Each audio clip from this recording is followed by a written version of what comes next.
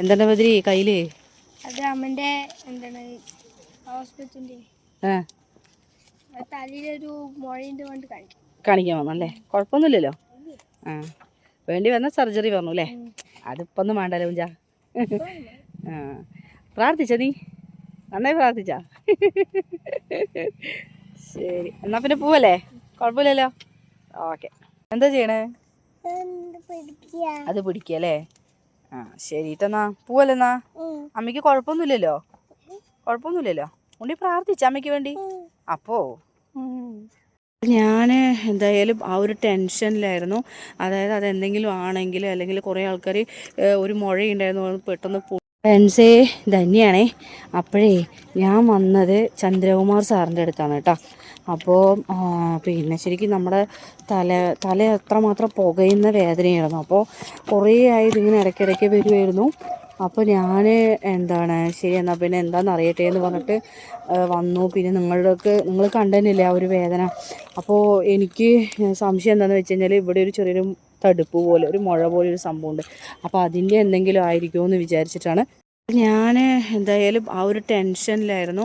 അതായത് അതെന്തെങ്കിലും ആണെങ്കിൽ അല്ലെങ്കിൽ കുറേ ആൾക്കാർ ഒരു മുഴയുണ്ടായിരുന്നു പെട്ടെന്ന് പൊട്ടി. അപ്പോൾ ഒരു ഭാഗം തളർന്നു അങ്ങനെ ഇങ്ങനെ എന്നൊക്കെ പറഞ്ഞിട്ട് ഒരുപാട് ആളുകൾ എൻ്റെ അടുത്ത് ഇങ്ങനെ വന്ന് പറഞ്ഞു നീ അത് കാണിക്കില്ലെങ്കിൽ പ്രശ്നമാകുമെന്ന് പറഞ്ഞിട്ട് ഒരുപാട് പറഞ്ഞപ്പോൾ എനിക്കും ടെൻഷനായിട്ടാണ്. പിന്നെ പ്രത്യേകിച്ച് അടിക്കടി എനിക്ക് വേദന വരാൻ തുടങ്ങിയപ്പോൾ എന്തായിരിക്കും എന്നൊരു ടെൻഷൻ. കാരണം കുഞ്ഞു മക്കളാണ്. എനിക്ക് എന്തെങ്കിലും സംഭവിച്ചു കഴിഞ്ഞാൽ പിന്നെ ഇവർക്ക് ആരാണെന്നുള്ളൊരു ടെൻഷനും അങ്ങനെയൊക്കെ ആയിട്ട് ഭയങ്കര ഒരു സ്ട്രെസ് ചെയ്യുക അങ്ങനത്തെ ഒരു അവസ്ഥയിലായിരുന്നു ഞാൻ. അങ്ങനെ അവസാനം ഞാൻ ഒന്നാമത് എൻ്റെ കയ്യിൽ ഇപ്പോൾ നിങ്ങൾ ചോദിക്കും കച്ചവടമൊക്കെ ചെയ്തിട്ട് പൈസ ഇല്ലേ, ഇതൊക്കെ എന്ത് ചെയ്യണമെന്നൊക്കെ ചില ആൾക്കാർ ചോദിക്കും. എനിക്ക് അത്യാവശ്യം കടങ്ങളുണ്ട്. അപ്പോൾ പലിശയ്ക്കാണെന്ന് വെച്ചാൽ ഒരുപാട് പലിശയ്ക്ക് ഞാൻ പൈസ എടുത്തിട്ടുണ്ട്. അപ്പോൾ കിട്ടുന്ന പൈസ മുഴുവനും ഇൻട്രസ്റ്റിൽ പോയിക്കൊണ്ടിരിക്കുകയാണ്. അപ്പോൾ അതുകൊണ്ട് എൻ്റെ ശരീരം നോക്കാൻ തന്നെ എനിക്ക് വഴിയില്ലാതിരിക്കുകയാണ്. ഒരു ഉറുപ്പ്യ എനിക്ക് എൻ്റെ ശരീരത്തിന് വേണ്ടിയിട്ട് ചിലവാക്കാൻ എനിക്ക് കഴിയുന്നില്ല. അതാണ് മെയിനായിട്ടുള്ള സത്യം. അപ്പോൾ കുറേ മടിച്ചു. അതായത് പൈസ ഇല്ലാത്തത് കൊണ്ട് ഹോസ്പിറ്റലിൽ പോകാൻ കുറേ മടിച്ചു. പിന്നെ കുറേ ആളുകൾ പറഞ്ഞു ജില്ലാശുപത്രി പൊയ്ക്കൂടെയെന്ന്. അപ്പോൾ ഞാൻ പിന്നെ എന്താ പറയുക ജില്ലാശുപത്രിക്ക് പോവാന്ന് വെച്ച് കഴിഞ്ഞാൽ ഒരു ദിവസം അതിന് മെനക്കെടണം. പിന്നെ രാവിലെ മുതൽ വൈകുന്നേരം വരെ ഒരു ഉച്ചയാവണം. അപ്പോഴൊന്നും എനിക്ക് നിൽക്കാനുള്ള നിൽക്കാൻ വയ്യ. അങ്ങനെ ഞാൻ ഇന്നലെ ഞാൻ നമ്മുടെ വീട്ടിൻ്റെ അവിടെ തന്നെ ഒരു ഹോസ്പിറ്റൽ ഫൈൻ ഹോസ്പിറ്റൽ എന്ന് പറയും അവിടെ പോയപ്പോൾ അവരാണ് ന്യൂറോനെ കാണിക്കാൻ പറഞ്ഞത്. ന്യൂറോ സ്പെഷ്യലിസ്റ്റിനെ കാണിക്കാൻ പറഞ്ഞു. അപ്പോൾ അങ്ങനെ ചന്ദ്രകുമാർ സാറിനെ സജസ്റ്റ് ചെയ്യായിരുന്നു അവർ. അങ്ങനെ ഞാൻ സാറിനെ കാണാനായിട്ട് വന്നു. അവിടെ 500 രൂപയായിട്ടാണ്. പിന്നെ അവിടെ 500 രൂപയായി അന്നത്തെ ഒരു ദിവസം ഇതായില്ലേ. പിന്നെ അത് കഴിഞ്ഞ് ഇന്നലെ തന്നെ ഇവിടെ സാറിൻ്റെ അടുത്തേക്ക് വന്നു. സാറിൻ്റെ അവിടെ 400 രൂപയായി. അപ്പോൾ തന്നെ എൻ്റെ ഏകദേശം ഡുമ്മായി. പിന്നെ വണ്ടിയിൽ എണ്ണയടിക്കൽ. പിന്നെ ഇന്ന് ഞാൻ അങ്ങനെ ടെൻഷൻ അടിച്ച് ഇങ്ങനെ ഇരിക്കുമ്പോൾ അതിനൊരു വഴി വന്നു. അങ്ങനെ അതായത് ഈ CT സ്കാൻ എടുക്കാൻ വേണ്ടിയിട്ട് സാറ് പറഞ്ഞു. അങ്ങനെ CT സ്കാൻ എടുക്കണമെങ്കിൽ 2000 രൂപ വേണം. അപ്പോൾ അത് എന്ത് ചെയ്യണമെന്ന് അറിയില്ലായിരുന്നു. പക്ഷേ ദൈവം എന്ന് പറഞ്ഞ ഒരാൾ മുകളിലിരിക്കണ്ടല്ലോ, അയാൾ എനിക്ക് ഏതെങ്കിലും വഴിക്ക് എനിക്ക് നമ്മളാരെയും ഒന്നും ചെയ്യാൻ പോയിട്ടില്ലല്ലോ. അങ്ങനെ എനിക്ക് അതിനൊരു വഴി കിട്ടി. അങ്ങനെ ഞാനത് അപ്പം തന്നെ ഉച്ചയ്ക്ക് ഊണുണ്ടായിരുന്നു കടയിൽ.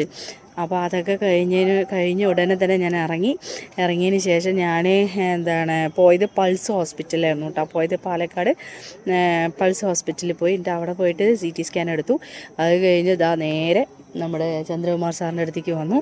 അപ്പോൾ സാറ് പറഞ്ഞു മൂക്ക് ചെറുതായിട്ട് മൂക്കിൽ ചെറിയ പ്രശ്നമുണ്ടല്ലോ പറഞ്ഞു. മൂക്കിൽ ചെറിയ പ്രശ്നം എന്ന് വെച്ച് കഴിഞ്ഞാൽ 2 ദിവസമായിട്ട് ഇത്തിരി അടപ്പുണ്ടായിരുന്നു, ജലദോഷം, ചെറുതായിട്ടൊരു ചുമ, തൊണ്ടവേദന അതൊക്കെ ഉണ്ട്. അപ്പോൾ അതാണ് കാണിക്കണത്. പിന്നെ ഇത് മൈഗ്രെയിൻ്റെ തുടക്കമാണ്, അല്ലാണ്ട് വേറൊരു പ്രശ്നമില്ല കേട്ടോ, ടെൻഷൻ അടിക്കണ്ടെന്ന് പറഞ്ഞു. പിന്നെ ഈ ഡോക്ടറും അവിടുത്തെ ഡോക്ടറും ഒരേ ഒരു സ്വരത്തിൽ പറഞ്ഞത് തടി കുറയ്ക്കുക എന്നാണ്. അപ്പോൾ അതിൻ്റെ ഒരു അടുത്തത് തടി കുറയ്ക്കണം, ജിമ്മിൽ പോകണം. ജിമ്മിൽ വെറുതെ പോകാനും പറ്റില്ല. എന്തായാലും നോക്കട്ടെ. ജിമ്മിന് സ്റ്റാർട്ടിങ് തന്നെ ഇവിടെ 1200 രൂപ കൊടുക്കണം. പിന്നെ മാസം 800 രൂപ 800 രൂപ കൊടുക്കണം എന്നാണ് പറഞ്ഞത്. അതിനൊരു വകുപ്പുണ്ടെങ്കിൽ ഞാൻ ഇങ്ങനെ ഇരിക്കില്ലല്ലോ. അപ്പോൾ എടുത്തുചാടി ഒന്നും തീരുമാനിക്കില്ല, പയ്യെ ഓരോ കാര്യങ്ങൾ ചെയ്യും. അപ്പോൾ എന്തായാലും സാറ് അങ്ങനെ പറഞ്ഞു, ടെൻഷൻ അടിക്കണ്ട കേട്ടോ, ഒന്നും കുഴപ്പമൊന്നുമില്ല, CT സ്കാനിൽ പ്രശ്നമില്ല എന്ന് പറഞ്ഞു. അത് കേട്ടപ്പോൾ തന്നെ സന്തോഷമായി, സമാധാനമായി. എനിക്കിപ്പോഴാണ് സമാധാനമായത്. അപ്പോൾ ഇത് മൈഗ്രെയിൻ്റെ തുടക്കമാണ്.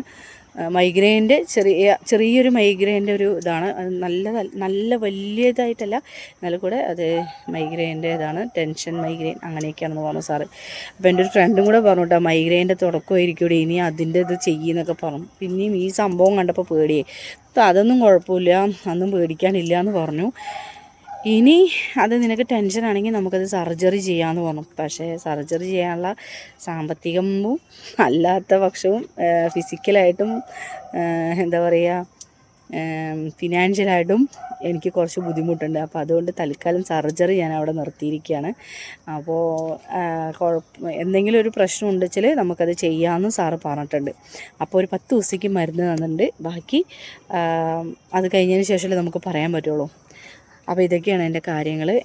പേടിക്കാനില്ല, പക്ഷെ ആ ഒരു മുഴ നിൽക്കുമ്പോൾ അത് ഇനി വളരുകയാണെങ്കിൽ ഇനി കുറച്ചും കൂടെ ഒരു സമയം തന്നത്, ഇനിയും വീണ്ടും വളർന്ന് വരികയാണെന്നുണ്ടെങ്കിൽ അത് എന്തായാലും സർജറി ചെയ്യണമെന്നും സാറ് ഒരു അഭിപ്രായം പറഞ്ഞിട്ടുണ്ട്. അപ്പോൾ ഇതൊക്കെയാണ് കേട്ടോ കാര്യങ്ങൾ.